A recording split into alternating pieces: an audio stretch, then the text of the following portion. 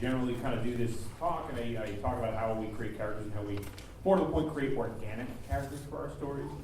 And it generally is a much longer period of time than a single hour. So once I'll keep this pretty loosey-goosey, and then from there we can just do some questions and figure out what we need to know about writing cool stuff.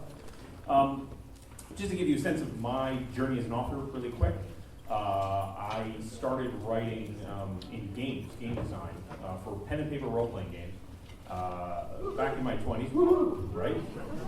Let's all just do a D&D session right now. Do a giant crowdsourced D&D.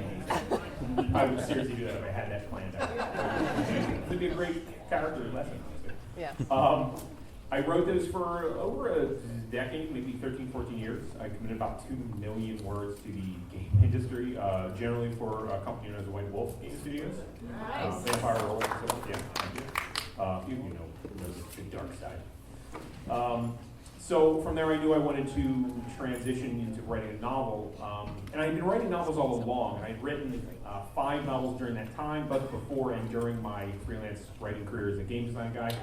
And these were novels that were, you know how they call them trunk novels?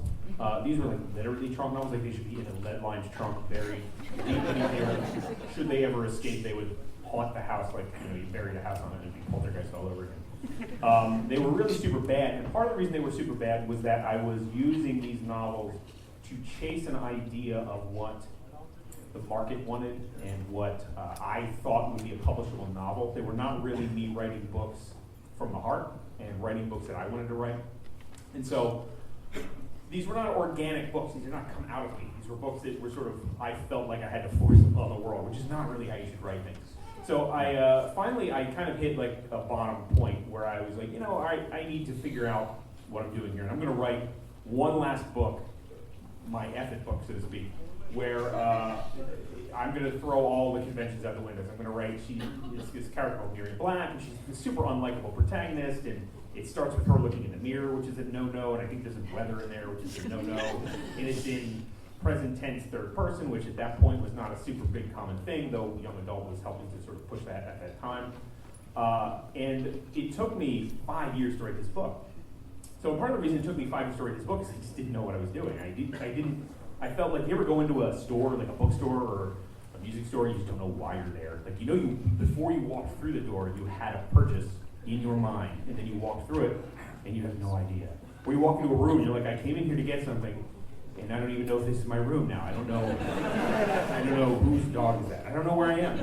So I felt like that was my book. Whose dog is this? I don't know what I'm supposed to do with this thing. So I would get about 75, 80% through this book, and it would be terrible, and I would just burn it to the ground and start again, 75%, 80%. I would never get anywhere. So I did pretty much what everyone would do at that point, which was I tried to win a screenwriting competition. And no one would do that. But I did it, and I did it because the prize of this screenwriting competition was a mentorship with a screenwriter, and this screenwriter's guy named Steven SWCO. And Steven SWCO's sole sort of outset in his skill set in terms of making movies was that he was good at adaptations. He'd done the Grudge films, Grudge 1, Grudge 2. He did an adaptation of a Jack Ketchum novel. And so I thought, I'm going to cheat. I'm going to win this contest somehow, which is certainly a cocky thing to say. And I am going to use it to adapt my book to a screenplay format just to help me finish it, and then I will rewrite it as a book again. Again, just like everyone does, just like the whole normal American novelist journey. So I did actually win the competition, and so I sat down with Steven SWCO, and I said, well, help me do this because I want to make this into a book. I mean, win screenplay. He said, well, the first thing you need to do is you need to outline. And I said, no, that's how you do it in Hollywood land, but in novel land, we listen to the clouds. In novel lands, I let the grass tell me what the novel should be, and I breathe the muse in, and then I write that book. And he's like, how's that going for you? Oh, okay, I see what I get you going for it, Mr. SWCO.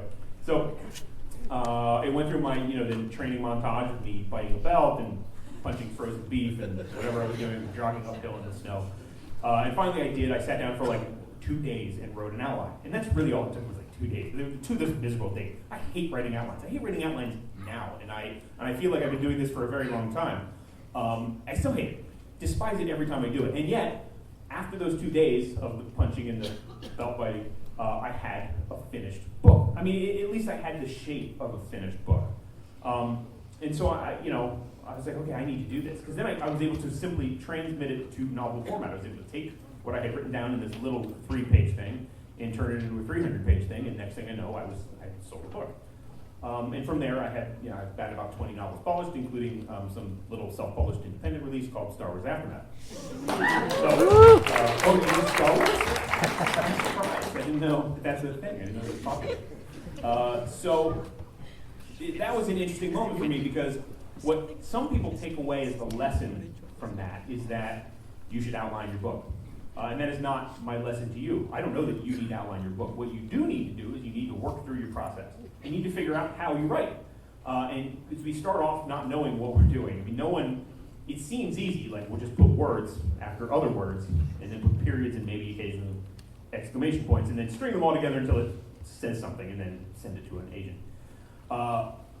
But that's not really it. I mean, it's how many words do you write a day? Do you outline? Do you not outline? What are your considerations? How do you tell these stories? How do we have these processes become awake and aware in us? And how do we learn them? So for me, that's part of my process. And so today I'd like to share with you some of my process for how I create characters. Who's some of your favorite characters? Anybody? Sinjir, thank you. See, I planted him. We'll get you $5 after this show. I need his launch cover. So, characters, when we're often taught to write characters, one of those things that writers go through is those goofy character exercises, where it's like an interview, like, what's their favorite, meal? Is it beef bourguignon? Oh, that tells me so much about the character. It tells you really nothing about the character. It's not to say that those things are not useful. It's not to say it doesn't matter how they would react if someone bumped into them on the subway, or like filling out these kind of granular little questionnaires are not a bad idea. Maybe they're part of your process. But for me, I like to take a larger sort of 30,000-foot view of the character, because what so often happens with writers is that they begin with plot. Right? They say, and I think even if you think of it something like Star Wars, right? We look at it as this thing, you say, well, it's this battle between, the rebellion and the Empire, and that's sort of how we view it, but that's really not it. That's the big story. But what matters to us and why we care so much is the small story, and that small story is a story driven by characters. So what I always like to begin with a character, I'd like to say, what is their problem? I don't worry about what they want. I don't worry about their needs or their fears necessarily, because I like to think of storytelling as a process that begins with a break in the status quo, okay? All good stories begin when something has changed. If something hasn't changed, there's no reason to tell the story. In the realm of Star Wars, in the universe, what's changed is the Rebel Alliance has gotten these plans, these Death Star plans. That's a change. The Empire is the enforcer of the status quo. So that is a huge moment in the Star Wars galaxy, and it's going to set in motion everything that happens after that. So you're trying to find these moments that change, both for the characters, for the story world, for everything. So for a character, a problem is a huge thing to have to deal with. We all have problems, right? And so the better problems we can give our characters are problems that we all understand, emotional issues, not to be rude about it, but not trade disputes. Like, we don't, does anyone here know anything about a trade dispute? Probably not. But we get Luke, don't we? What do we understand about Luke? What do you get about Luke? Anybody? Dissatisfied. He's what? Dissatisfied. He's dissatisfied. Restless. He's whiny. Something about Tasha's. What is Luke's problem? Like, what's his deal? Stuck. He's stuck. And that's something we totally get, right? I mean, everyone has felt in their life at some point, I'm stuck. I'm at home, I don't want to be at home. I'm in this place, I don't want to be in this place. I'm at a job, I don't want to be in this job. How did I, end up in a casket in the desert? We've all been there. That's Luke's problem, and it's a totally common, basic human problem. So finding that problem is a really great place to start. What is Han Solo's problem? Money. He's got debt. He's got some debt, that guy. And I think as probably all young Americans, we totally understand what debt is like and the dreadful way of paying that debt off. We've all got a Jabba the Hutt on our back somewhere. So once you've identified that problem, that gives you a place to begin for these characters. It says this is where they are at the start of the story. And you're not worrying about plot. You're not worrying about some massive galactic conflict. We're not worrying about the rebellion versus the Empire. We're not worrying about giant, huge chess pieces moving on this galactic scale. We're worrying about people who have problems, okay? So how does someone like Han Solo solve this problem, or want to solve this problem? What is the perceived solution he comes up with? To get more money, okay, right? That's a good way. So what is the perceived solution for Luke? What is Luke going to do to solve his problem of being bored? He's going to join the academy. Okay, so right there, we've got these two key components for storytelling, okay, for our characters. We've got one, they have a problem, and two, they have in their minds a solution to fix it. So from there, your job as a storyteller is to try to move them from their problems to their solution. But that is never going to be a single highway. You are going to place in between them and their problem and their solution a maze, a labyrinth of sorts. You want them to have challenges at every turn, whereupon they cannot get to that thing that they want, that solution to that problem. So what gets in Luke Skywalker's way? The Empire, absolutely. Obi-Wan, a couple droids, a couple cantankerous little droids. His uncle. He's got a lot of things in his way. Those are what you might call external complications, right? An external complication for Luke is that his uncle doesn't want him to leave. An external complication is that now he's got these droids who have a secret mission for him. An external complication is a bunch of jerk Tusken Raiders beating him up like he was on a United flight out in the desert. You can't get your money back from that to be airline. Not a good airline. So what gets in Han Solo's way? What's an external complication for him? Greedo, yeah, that's a pretty quick one. Let's be clear. It's like Greedo's, hey, and then dead. Like, that's one of the things, as a side note, I love about Star Wars is that you have these characters take on such a massive life, not only in our minds, but in supplementary materials, but really on the screen. They're like that. Like Greedo's like, oops, and then everyone knows who Greedo is. That guy is not there for 30 seconds. And we all know who Greedo is. Anyway, so what are some other external complications that Han has to deal with? Obi-Wan shows up.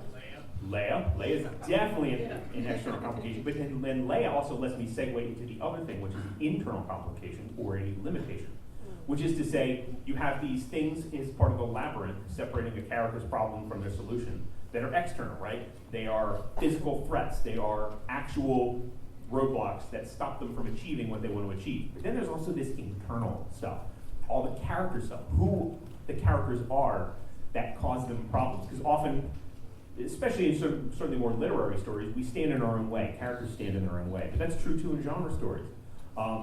Luke is sort of brash and hot-headed.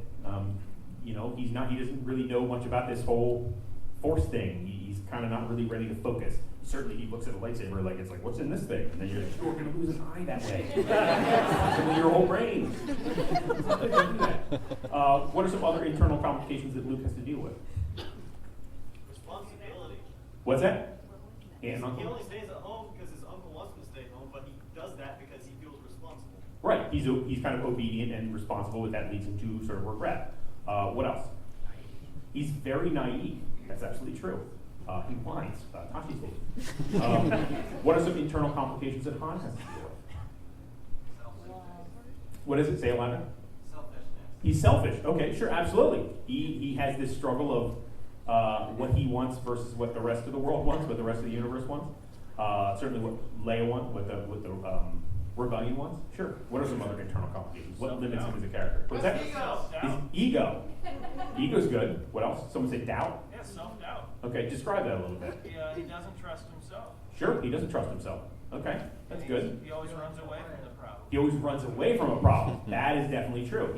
So now you're starting to see that not only do you have these bends in the labyrinth dictated by, say, the Empire or by Jabba the Hutt, but you also have these bends in the labyrinth that are character-driven.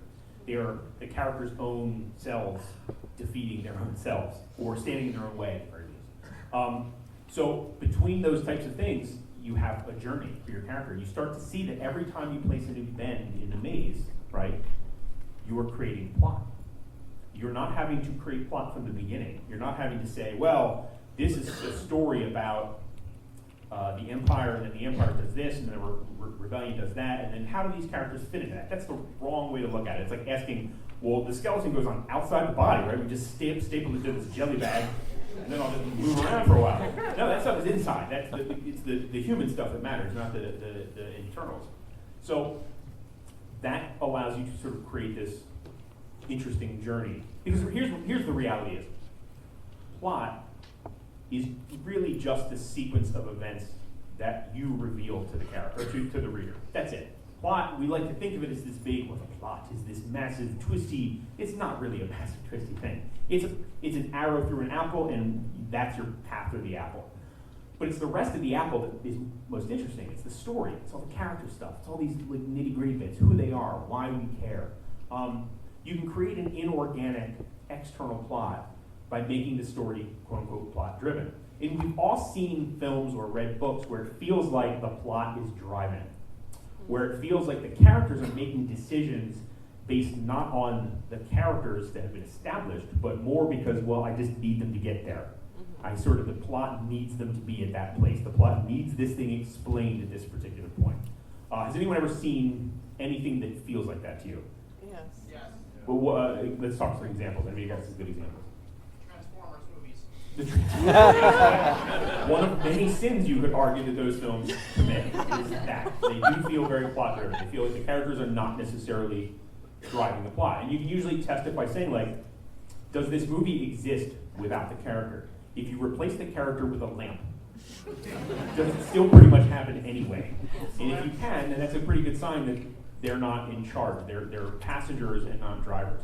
Characters, we look at your characters as architects rather than architecture, and they get a lot more interesting on the page, and you let them drive. And one of the values of that, by the way, is letting your characters drive and creating all these sort of complexities to them that are driven by and for their characters and their problems and their solutions, is that a story finds itself more easily able to surprise the audience. Because plot is very tropey. Plot is very much a pattern. We're used to seeing X, Y, Z, and this happens, and this happens, and this happens, and then the end. And it follows a certain format. We've all seen, especially because a lot of people here want to be writers? Yeah. So you've all seen like this shape, right? Yeah. They call it like Freytag's pyramid, and I've seen one person call it the male ejaculatory arc of storytelling. I just feel like that's biology. It's okay. But I think what that misses is the certain three-dimensional component, which is more roller coaster-like. Story isn't a two-dimensional rise and fall. It's up and then slow, and then it moves left and right, and then it twists and turns over on itself a lot of times. And the ways you can surprise your audience is by having the characters drive. Because when the characters are in control and you're not following a set path and you're not making them dance to sort of like this external plot music, not only do they find the readers and the audience find themselves more surprised and able to be surprised, but they also find themselves more invested because these are characters who've grown up entangled with the plot. They create the plot. Plot is Soylent Green. It's made of people. They continue to just do things and say things, and stuff happens, and then people we reread it, and that's really what a storytelling at its base really needs to be. It doesn't need to be something where you have this massive conflict and you sort of plug people into it. There's a massive conflict going on, but the people inside it are creating their own story. And that is sort of at the heart of why Star Wars, for me, really works. And I think it's true not only to our model of storytelling, but I think it's true a little bit to how the world works, especially if you read history, is that a small group of people can change so much. These aren't lamps. It's not like 5 lamps get on a ship and then stuff happens. It's like, how much of these movies are driven by someone like Leia or Han or Luke making decisions based on their passions, based on their friendships, based on the things that they are scared of or the things they want to solve for themselves and for the galaxy. They make the plot as they go, and that's, to me, super amazing. take any questions. Any questions at any time? Back there. I tweeted you about Gallius, and you said that Gallius is loosely based on Gallus from Rome. Sure. Could you kind of explain or expand on when you first came up with that character, what your goal for him was, and just little details maybe? Sure. Well, here's a character, Gallius Rax, who's, and I'll try not to spoil too much about the Aftermath series. He is a character who begins as an orphan on Jakku. He's sort of a feral child, more or less, in an orphanage there. And I think in some ways that's his problem, is that he's always trying to prove that he's not that feral child. He joins the Empire on behest of Palpatine, and sort of ends up taking over during that final year of the Empire's demise. Spoiler warning, I mean, I don't know if you knew that. The Empire ends. It's right in the title of the third book. I cannot hide that if I wanted to. For him, I think that's sort of his solution is to basically, almost like Dexter in the police department, hide in plain sight. He hides literally in plain sight in the Empire to be like, I'm this very massive strategist, and I'm a genius, and I'm a brilliant man, and but he's not. He's really kind of a wild, feral kid at heart. And he's mean and cruel, and I think that shows through his character. The origins of him sort of come from the idea of barracks emperors in Rome, sort of people who, again, ruled from the barracks. They came up out of the soldiers, and were not necessarily themselves in the imperial line, which Rax, of course, was not, because Palpatine sort of brought him on as this contingency plan. And that's sort of this whole character creation thing is sort of how I created Aftermath. I wanted characters who each had their own shapes, their own stories, their own desires. What is the small story in the Aftermath for someone like Nora and her son? It's all family stuff. It's not, Nora is running off to try to save, or try to fight the Empire, but the reason she's doing that, at least initially, is to find her husband. But that creates a new problem. That creates a problem that she has to abandon her child to do so. And of course, that she doesn't really find her husband initially anyway in the first book. So what that also leads to is an interesting relationship to how you view these characters. Because not only, let's say we've got one character who's making decisions in this maze and it's creating plot. When you add in other characters into that equation, what happens is they start coming at each other at different angles. Sometimes characters may work together, supporting characters are allies, and they might be parallel to each other, but characters also run into each other. Instead of necessarily thinking about characters as antagonists or protagonists, suddenly they're running perpendicular to one another. Darth Vader probably doesn't, there's the argument there that he thinks he's the hero of the story. I don't think he's like, well, I'm just really a monster. He believes that there's an order to this, that there's some function to it, that there is a goal. And there's, especially when you can see in the prequels with Anakin, there's a build-up to how, and in the Clone Wars TV show, it's a build-up to what he feels will be bringing order to the galaxy, which is ostensibly a nice goal. How it works out maybe isn't super sweet, but that's his thing. He has a problem, and he has solutions, and he has his own motivations to why he does what he does. Any other questions? Yeah. Where did you get the inspiration for my personal favorite, Mr. Bones? Mr. Bones. Yeah, as a character, Mr. Bones is interesting. He's, first of all, obviously Star Wars has a legacy of great droids. So to not have a droid character is sad. It would hurt my heart. So I think we can all remember the time when we saw the first Phantom Menace trailer. And I think we can also remember the time when we saw the Phantom Menace movie.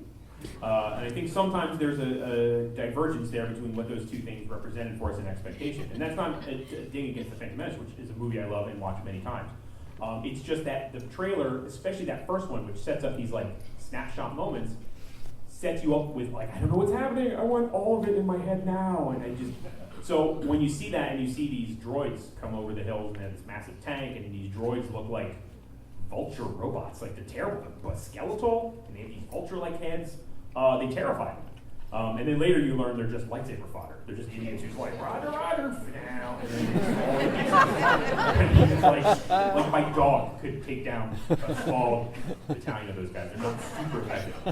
They make stormtroopers look like ace shots. So I thought I kind of wanted to build a bridge back to that because there's so much cool like visual story building, world building stuff going on in the prequels. So I wanted to do that with this droid and find that sort of creepy version of that droid again. But then at the same time, I still need him to be a cool character, which is means infusing him with obviously sentience because the droids in the universe have that, but then heart as well, even as he murders people and chops their head off. He finds heart in their chests and takes it out.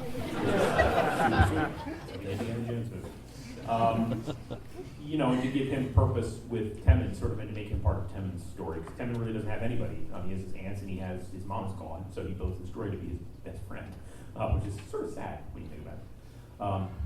So any other questions about characters or writing or anything like that? Start in front here. Yeah, how did you decide what characters you bring into Aftermath? Like Ray Sloan had been in a couple things. Snap, I guess JJ just said, hey, my friend writes in this movie, put him in all the books. He's in all the books. He's like Waldo. He's in all the old ones. No, I viewed that a little bit, both from the goal of what can these characters bring to the table. Like I want them all to have their own individual stories and have their own stories that intersect with each other, quests, so to speak, and problems and solutions that tie into each other. Sinjir being a kind of a person who's lost and Jasmine, a person who's so sure of her goals and her debt, and sort of having those two intersect and seeing how they interplay is fun. And it comes too out of that idea of role playing, like when you get a group of people together. Do a lot of people here role play at the table, like with dice and everything? Everyone else can go. No. When you do that, you really get a sense for how unpredictable and fascinating stories can be because you've got these people playing their characters and inhabiting their characters in such a they're true. People get really stubborn about it. So this is what my character would do, even if it stabbed you in the face.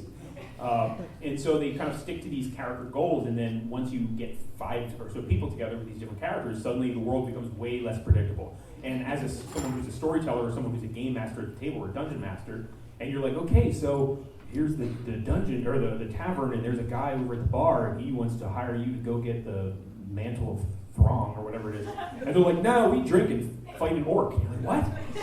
And you can't be like, no, you don't do that though. You have to go I built a whole quest from the man at the dungeon and be like, yeah, no, but we want to go punch that orc because he stole my beer, and that's what my character did. And so suddenly you've got this whole other thing. And when that happens, that's awesome. And I think some people don't like it because they don't know what to do. But for me as a storyteller, that's the power, is when you get these sort of unpredictable characters who sort of link up in interesting ways and you move them into the world, they create story. And they do things, that's exactly kind of the heart of what I'm talking about, is the characters create the story, if you let them. And you just have to sort of let them sometimes. Not that they're supernatural entities who don't really who like control your mind. They do that to me. Anyway, so as for Sloan came from, because I just feel like we needed a Sloan character. We needed someone who was empathetic enough to be almost the protagonist for the Empire. Like I don't want her to be a villain. I want her to be an antagonist, but not a villain. I want you to feel for her, even if you don't approve of her goals. I want you to understand why she's doing what she's doing. I don't want her to be like cartoonishly, mustache-twirlingly evil. She has an ethos, even if it's kind of a grim, upsetting one. Yeah. Any other questions about the character? You were talking earlier about history can affect your storytelling. Is there a Sure. particular point of history that you like to draw from a lot? Well, there's now, and that's a terrifying time. History unfolds before us. You can grab some of that and put that sauce on your story, and it's totally interesting. No, I don't know. The American Revolution is great in terms of the rebellion, and Rome is great if you sort of want to get a sense of the empire, and not to say that the only places you need to look. But history is cool, because again, history, we learn history poorly in school, because history is a series of data points. It's a series of tell me, please recite back the list of monarchs from 1470 to 1890. You're just like, no, I don't want to, that's horrible. Why would I memorize that? What does that tell me at all about anything ever? It's nothing, and yet they make you do it, and then you forget it in the next grade, because who cares? But you look at something like Hamilton, which contextualizes history and puts it in the hands of people. And you realize, oh, that's actually what history is, isn't it? It's like people doing stuff and saying stuff, and they change the world. Sometimes in small ways. Like Hamilton sort of operates from a small group of people who literally helped change and define our entire nation. And so using that as a way forward is a nice way to see how you can model storytelling based off history. Because history doesn't follow neat patterns either. History doesn't follow tropes. History doesn't care that, well, don't forget the villain has to monologue here. Don't forget, the hero has to have his everything is lost moment, now everything is good moment. History kind of does whatever it's going to do. And it does that because people are driving, and people are really unpredictable, interesting people. That's not to say storytelling can't have patterns. And that's not to say storytelling shouldn't have shape to it. And it's not just a bunch of cats let out of a box. Like, oh, run my cats, and then they're gone. And uh-oh, that was not cohesive. That was not, I can't tell that story. One ran into the woods. Another peed on my couch. Like, hey, the end. It has to be something. It has to have a shape.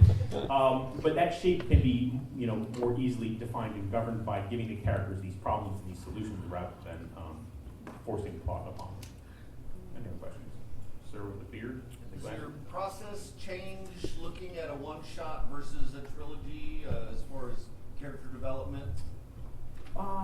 Yes and no. I mean, if it's a one-shot and I know I'm done, there's a greater chance that I'm going to try to conclude their arcs and get them to, not necessarily to that solution that I'm talking about, but to a solution, to an end to their problem, or at least a way that that problem has been put to bed, either that or the character's been put to bed by being, casting them in Mexico again, depending on where you let them end up. That being said, I always envision a greater story for my characters, even if there's an ending in mind. Like, the Aftermath crew for me continues to live on.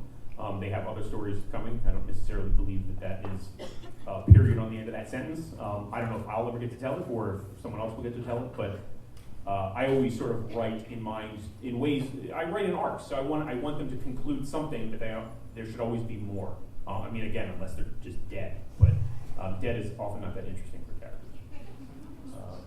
Anyone ever here? At what point between the inception of a character and the end of their story would you consider the polyfledged character? Like how long does it take you to go from this idea of a character to what you think is a fiction? In terms of the actual writing portion, they should be fully fledged from the moment they get on the page in your mind. Right. But don't they kind of evolve as you write them and as you kind of imagine? They do. They absolutely do. It's sort of strange because when you start them, a lot of that needs to be guessed at. It doesn't need to be right. Writing, whether it's outlining or plotting all this character stuff, whatever it is you do has the cut of taking a cross-country journey. If I'm going to drive from New York to California, I'm probably going to use Google Maps and I'm going to plot that journey, and it's going to be likely a lot of standard highways. But as I go, I may find that exit has something really interesting. Or I may find that one of the roads I was planning on using is now closed and doesn't make sense for me to go anymore. Or maybe my destination even changes as I go.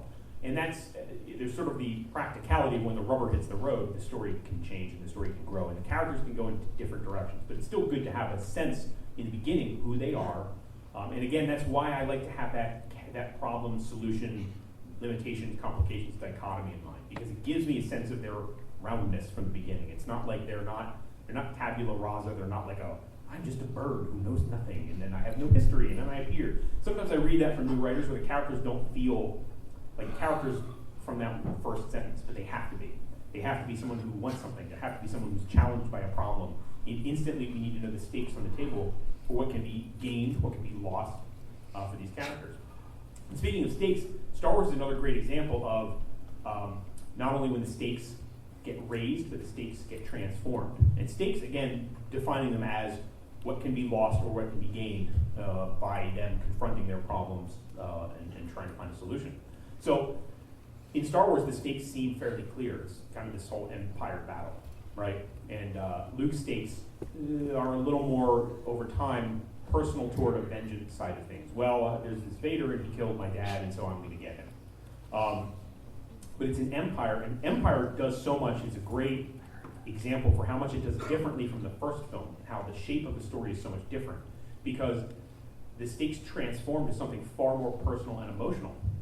Luke suddenly realizes that, no, of course, Luke didn't kill my dad. Vader didn't kill my dad. Vader is my dad. Oh, God. And now it's like he's forced with a new challenge. The stakes have changed for him. It's not just about ending the Empire. It's about, does he then try to end his father? Does he try to resurrect or redeem his father? What is the goal for him then? So it starts to shift. The stakes are really transformed. And, traditionally in the first film, it's like it kind of builds up and there's this massive space battle and then it kind of goes down. It follows a little more of a standard arc. But Empire Strikes Back starts with the big battle, and then the last fight scene, the duel between him and Vader, is a really intimate, personal duel. It's this duel between father and son. You don't even realize it's between father and son until the end of that scene. So finding ways to make those things personal, but all that stuff is sort of there, in your heart, in your mind, before you necessarily write to it. I don't know if that answers your question in any meaningful way, but okay, all right, good. Sweet, good. We can all go home. Everyone's waving their hands. Just hello? Or you have something to say? Was it your decision to have Aftermath start new characters and not Han and Leia? No, though it would have been anyway. Part of it was like, that was one of the things I wanted to do, was bring new characters in, because I knew the new movies were going to be dealing with them pretty well, or hopefully pretty well. And part of the joy, like for me, from that sort of role-playing perspective, it's a big galaxy. Clearly, the expanded universe was huge, and just in general, we get a sense of it being a massive, massive galaxy. So I don't see any reason not to tell the new stories of new characters. That being said, that was also something that they're like, you cannot touch the main characters. You can't touch them. And then eventually at the end, they're like, you can touch like Han for like 2-3 pages. You put a little Han in there, like 3 pages, and that's it. No more. It will slap you if you try. So I knew at that point it was official. I had to create new characters. Back. Thank you. Sorry, I just got here a while ago. Maybe somebody already asked this, but I think you include LGBT characters very naturally. Oh, thank you. And I really appreciate that. And a lot of people, going back to Sloane a bit, were wondering, can you confirm whether or not she's bisexual based on what she says in, maybe I'm just saying like spoilers. Oh, it's not like Everybody's it's like a ready. plot. Like, she used her bisexuality. Well, she to blow up says the about Death Star.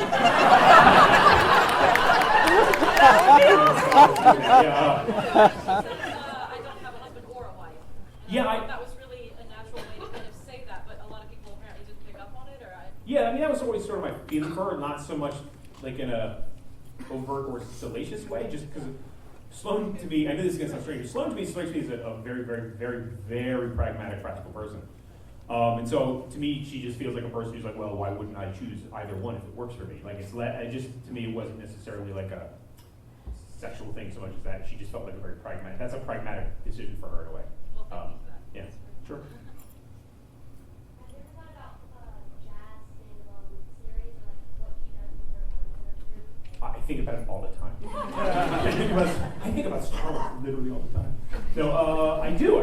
These characters live in my head. They are like all my other characters in all my books. They're definitely there, and I have. Like if everyone ever lets me, I will continue to tell these stories until probably I am in the ground in a casket in Mexico. Zach, hand up.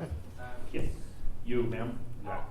I was wondering if you ever get writer's block, because I know you wrote a lot of books, and if you do, how you deal with it. If I give them what? If you ever get writer's block, and if you do, how you deal with it. Oh, do I get writer's block? That's one of those really difficult, 40-minute answer questions, but I'll try to get to it as quickly and mercilessly as possible. Number one, I don't generally have it, in part because I am very practiced. I'm writing a lot, and that 10-year career in the freelance trenches sort of taught me to not have it. Deadlines help me not have it. Mortgage payments, don't care about my writing clause. Turns out that is not an excuse. They still want what they want. So I don't generally believe in writer's block. And when I say that, there's a series of caveats. I believe that writers can be blocked. I just don't think it's that special. By which I mean if you're a plumber or an accountant or a nuclear submarine engineer, whatever it is you do, you have problems in your work. And sometimes you're like, man, I don't know how to solve that problem. That's totally a normal thing. But writer's block kind of sounds a little extra romantic. Like, well, I have writer's block. And it's sort of a way that I think some new writers use it to be productive without being productive. Because it's like, well, I just have writer's block, but I'm writing once I'm past that. And then, 6 years go by and I still have writer's block, by the way. And I think it's sort of like a thing that's expected to be part of the thing, so you don't necessarily are as fast to get over it because it's sexy or romantic to have it. And I have felt that way myself, like, well, I have writer problems. You people don't understand. My writer's block, I have it. It's bad. But it's like anybody, like I've literally, been with people who like fixing plumbing, and like, I'm not really sure how to solve this problem, so I'm gonna have to think about it for a little while. Like, oh yeah, that's actually totally normal to have that at your job, isn't it? To just be like, I don't know, I need to walk away for 10 minutes and figure it out. That being said, there is a version that people think they have that's not writer's block. It is depression or anxiety. And those are real things, not things I don't believe in. Those are real, actual problems people really have. It's not a fake disease, it's a real problem. And you can't solve depression or anxiety by writing your way through it. You can't just be like, well, I will solve this by doing the thing that will make me hate myself more today. It will really only aggravate the depression or the anxiety. And so you have to, if your particular brand of writer's block is a depression or anxiety version, it's not writer's block at all. And you have to sort of address those as those things and not as writer's block. Because generally, if it's writer's block, if you just have a problem with you can't figure out a scene, you either need to write your way through it, you need to go back and reread what you read to find out where you got off the path, or you just need to take a walk and noodle on it for a while. Those things are kind of, real writer's block is generally easily solved. If it's not easily solved, it's probably something else that needs to be addressed. Questions? You've gotten the chance to write some characters like Wedge and Lon who are already kind of pre-established and they've always been in the universe. Do you find it difficult dealing with that, with people's expectations of what they want the characters to be? Because of stuff that Well, it wasn't difficult writing them, but it is sometimes difficult navigating fan response to that. As I'm sure is in this room, Star Wars is a very multifaceted fandom. It's not like it's not a small fandom that wants one thing. It has a lot of varying ideas as to what. I mean, I get emails literally every day of people being like, please make sure that Rey and Kylo end up together. And I get other people being like, Rey and Kylo should never end up together. Make this happen. And I'm like, I don't have any power to do either of those things. But I mean, even in that one single character thing, it's like, there's a lot of expectations. People have expectations. They've sort of transferred not only any sort of sense of the fiction they've written with them, but in terms of fanfic, which, by the way, do not poo-poo on fanfic because we all started there. Shut up. I used to write fanfic in a notebook in high school and pass it around to friends back and forth. And we wrote Star Wars and like video game mashups. It was garbage, but it was awesome, and we learned how to write. So shut up. But there's just this heavy expectation from people like, well, but Wedge in the expanded universe is this, and Wedge in the movies is kind of the thing. He's kind of like, hey, I'm Wedge. And that's all he is. Like, hey, I'm here. I'm a good guy. That's all you really get from Wedge in the movie. And I didn't want him, I wanted him in there, and I wanted him to be cool, but I also didn't want him to be a hero, because the whole thing was, I have these new characters, so I don't want it to be like, well, don't worry, the man's gonna come in and handle it, he's fine. Wedge is gonna come up and do a few cool things and save the day. So it's hard navigating that, because a lot of people want a lot of different things out of the Star Wars, even small characters like Wedge, who in the expanded universe is not at all a small character. He's a character with massive history. So you sort of, the question is always like, how much do you pull from that, and how much do you move away from that, and there's kind of no really winning so much. You just try to just do the best you can and tell the best story you can with those characters. So, sir with the blue shirt and the glasses. Yeah, thanks. So your style kind of alternates between like A, B story and then interludes. Can you tell us about the interludes and kind of why you included them and what you're hoping to accomplish with them? Well, the interludes are because I'm greedy. That's really why. I'm super greedy. I want it all. And the very first time I spoke to them about writing Aftermath, to Del Rey, they said, well, what if, and it was just like a really off, handed kind of comment, well, what if we did like a Max Brooks World War Z kind of thing, which is to say like a piecemeal story that isn't a story. It's just mostly like we're just dipping out. We can tell the story of the galaxy after the second Death Star blew up, It just fits and starts. We just tell them this little fits and starts. And I like the idea, but at the same time, to me, that's not very Star Wars. Star Wars, especially if I'm like, here's my one shot to write Star Wars. I want to write Star Wars. I don't want to write World War Z. I want to write something with some cut to it, with some scope, with a little bit of an epic feel to it, with that shape of that story that I'm talking about. I want shape. But then I still like the idea, but I'm like, I still also want to do that, and I can't do both. So I was like, well, what if every several chapters we do this interlude, which allows us to view the galaxy in different ways as it picks up in the literal aftermath of Endor, and then visit old characters who were maybe marginal that we didn't know we wanted to care about, or characters that I care about. Like Malak Healy is not a character, and was like, we're burning again for more Malak Healy, but I'm like, I'm doing it anyway because I want to know. Like he's one of the most emotional parts of Return of the Jedi is that blubbering guy. His poor Rancor dies, and he's just like, ooh, and it's not the reaction you think. You think he's getting mad, or he's just super sad. And I want to write that sadness. Storytellers are monsters. Horrible people. We're all terrible people. So for me, and then it's all about like how do you, in terms of the plot stuff, like I want those characters and that Malak Healy's sadness, I want it to start to affect the galaxy somehow, and how it kind of winds in with Cobb Vanth's story on Tatooine, and how that winds into the larger story of what's becoming of these criminal syndicates and underworlds.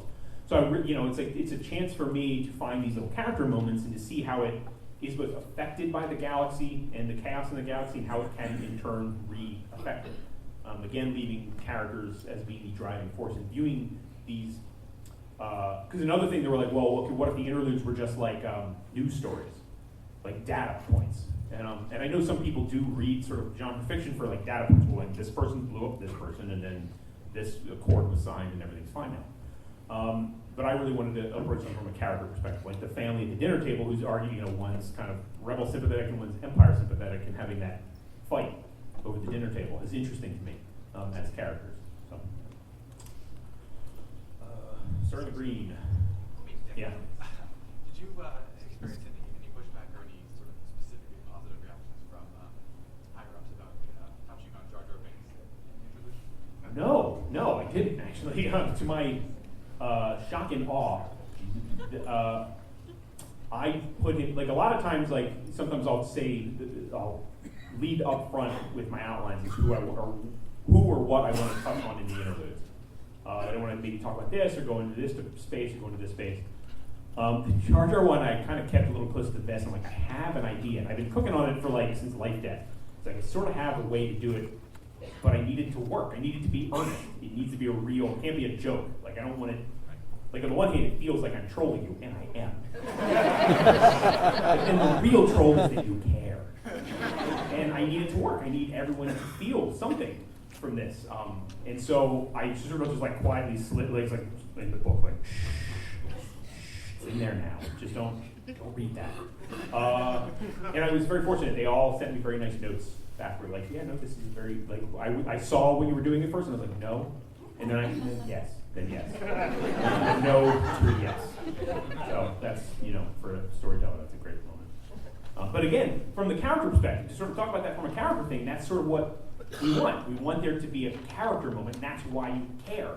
You don't care about, the fear, whatever Jar Jar did to his one vote, screwed everything, or he's secretly Darth Vader, whatever it is we believe about Jar Jar things. Having him, and I think one of the problems with Jar Jar maybe in the prequel is that he is kind of just a goofy plot character. He's not really there to do much. He doesn't seem to have much that he wants. He's just sort of there, like, I'm here now, and I'm going to step, it's poop. And then, and you're like, okay, I mean, that's fine, but there's a character there, and finding that, finding what matters for him, and trying to look, it sounds weird, like, you need to look really deep at Jar Jar Binks. Not really good traditionally storytelling advice, but yes, we're going with it. So, yeah. Ma'am in blonde hair with a hand. Yeah, you. Any world building tips? World building is hard, and I am lazy. I try very hard not to worry too much about it up front. Star Wars is nice because it's built. Not to say you don't add a lot to the world as you go, but it's not like you're beginning with a pyroclastic universe that has never existed before. I've seen the movies, I've read a lot of the books, the TV shows there. There's really a lot to borrow already, and there's a lot to use, and you certainly want to use some of that because you don't want to every time reinvent the wheel. But if it's your own work, world building is hard. And I kind of view it from the same way that I view character, and that it should be an organic thing. So all of the things you're worrying about should be things that are affecting the story and should matter to the characters. If it doesn't matter to the characters and it's not a thing they're going to experience and it's not going to change their lives in any way, then I don't really worry about it. And I mean, sometimes you still add stuff on the page. But I've known novelists who are like, well, I'm going to write a book, novel, but I've written this 500-page story guide first. And I was like, well, you've written a role-playing book. Good. I mean, do that, but now just give it rules and sell it that way. No, like, that's not a novel. World building is not a novel. So, how are we doing on time, by the way? We have 10 minutes. All right. With the lightsaber, because you're easy to see. So, I find a lot of in writing, people like to go with the archetypes. Sure. Like the wise old man or the knight in. And my question is, how do you develop characters that have those familiar tropes and like archetypes, but without being cliche, really too heavily? So the question is, how do you write archetypes without making them cliche? Well, number one, you recognize that archetypes aren't real. And I don't mean that to be a dismissive thing. I mean, like, in this room, we are not archetypes. We're people. You may in your life have people you can point to be like, well, he's a wise old mentor to me. Or you may, view someone who's sort of a brash, hotshot kid, or whatever it is. I mean, people sort of sometimes can be seen in those modes. So the way to recognize is that wise old man in your story is still a guy. Like, he's still a person. He's not there to serve a role. He is there as a person with his own, and I think ideally a lot of what I'm talking about, giving these characters personal problems, small stories, solutions to those problems, complications, limitations, allows you to view them as more than the archetype. It's okay that the archetype is what gets us there. It's okay that when we see them on the page, we recognize them for what they are. You recognize them as, that's the Obi-Wan character, okay. So, but then you give them all these other things. You give them like the depth of an actual human being in that character. And that's true whether or not they're an alien or a sentient lamp. Whatever it is, they should feel like they have all of these complicated things. And I think the second thing is that you have an opportunity to create an archetype, but then to change it and to not rely on it and not let it be a crutch. Tropes and archetypes build on expectations. I mean, it's a stupid movie. Has anyone ever seen Deep Blue Sea with Samuel L. Jackson? And there's this scene when Samuel L. Jackson's like, I'm going to give the speech, and then a shark eats it. Spoiler, I mean, sorry, but... And you're like, did you see what just happened to Samuel L. Jackson? The shark just ate him. That's like, you really had this moment, because you know how that story goes every time. The hero's going to step up there, and he's going to make his speech, and he's going to rally the troops, and morale's going to have him there going up and punch a shark. But no. The shark is just going to eat him in half. And that's an awesome moment. And when you can do things like that, where you can build on reader expectations based on a trope, the wise old man doesn't have to be that wise, or he can be a character who can be more complicated and more subversive than you think. So starting at that place and then twisting it. A lot of times storytelling is just sort of twisting things until either they break and you have to fix it, or you find an interesting new shape that you didn't really know was there. Here, sir. When you were creating your original characters for the Aftermath series, were you giving any special consideration with how they would have to stand out next to characters like Wedge that a lot of the readers are already familiar with, or is it a character is just a character? Well, I mean, no special considerations other than they need to stand out. I mean, at least every character needs to stand out. If they can't, then there's no point. And that's true for even the most smallest supporting character. It needs to have some beats that make them stand out. Otherwise, why include them at all? Characters need to sort of do double duty. They need to sing for their supper, so to speak. Pick one era of Star Wars, where you have Star Wars canon to write about. What do you choose? What characters do you choose? I have two answers. The first would be, I would really like a shot at writing the post-Return of the Jedi with Luke. Because I tried. And I did, actually. There was a Luke chapter in Empire's End. And they were approved it. They're like, yeah, no, you need to put Luke in that book. I'm like, finally, yes, put the Luke in the book. And then they're like, no, we can't do that anymore. It was a joke on you. So, get him out of there. So that was not a thing I could do. And I told him, like, well, I want someday, like, I don't care, like, just let me write a chapter in a book, someone else's book. Don't tell them I'm doing it. Wherever you give that job to, just let me write, like, a section of it. Just a paragraph, whatever.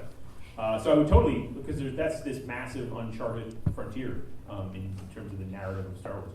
And then if you go back to a different kind of charted, but still wild frontier, I would write the Old Republic.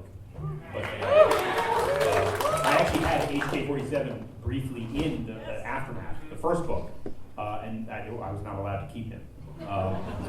Then they were like, you can maybe put him like a tiny little piece in Empire's End. Like, yes! And then all the animals in the woods outside my ship were like, why is he so happy? He's happy because I got to include HK-47.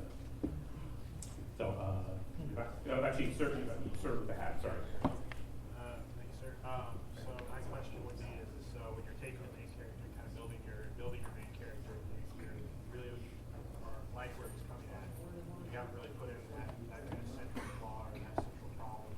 How do you kind of put that in without being arbitrary about it? Just kind of throwing it out there. How do you put the problem in without being arbitrary? Right. You more or less start there. When you introduce those characters, you find out what their problem is and why you care. Because why you care is why we're going to care. And when you find that sort of problem, it's a common problem that we all get. It's, I want to leave my planet, I've got debts, there's hate in my heart, I got love, I've got a broken heart, whatever it is. All these sort of common human problems that we all experience in various ways. You can just start there. You don't have to do this big dance. I think a lot of writers think you got to do this big song and dance. I've got to build the world first. I've got to do this exposition. You don't. You can kind of get right into who a character is and who their problem is, and then instantly, as readers, we're like, well, we want them to solve it, because that's who we are as readers. We want the characters that we like, who have problems we understand, to move through that space and find an end. And it's your job to deny that. Because again, you're a monster. You're a bad person. Storytellers are bad people who are constantly like, okay, you're like burning ants with. It's not nice. You're putting the character at the front, and they start to go make a beeline for the cake, and then you're like, no cake for you, character. No, now you're over here in a desert with monsters. No cake. They'll get the cake eventually, and they will have no legs when they do it because I'm horrible. I think we have time for like maybe 2 more questions. In the pink. Hi. Do you have any tips or advice for like trying to write a very large battle scene and trying to like encapsulate all the action from one point of view at the same time? It's hard, so I'll tell you that right now. I like to find, whenever you write something really big, I like to find, again, the small story in it. So in like Empire's End, when you have this massive sort of naval battle happening over Jakku, I want to focus on the people involved. Because otherwise it's like just sort of a game of moving ships around and like smashing them into each other. I care, like Agate is there and Akbar is there, and finding out what they care about and watching them have friends be sacrificed on this massive stage of battle is something that really is part of their job, but also hurts them emotionally.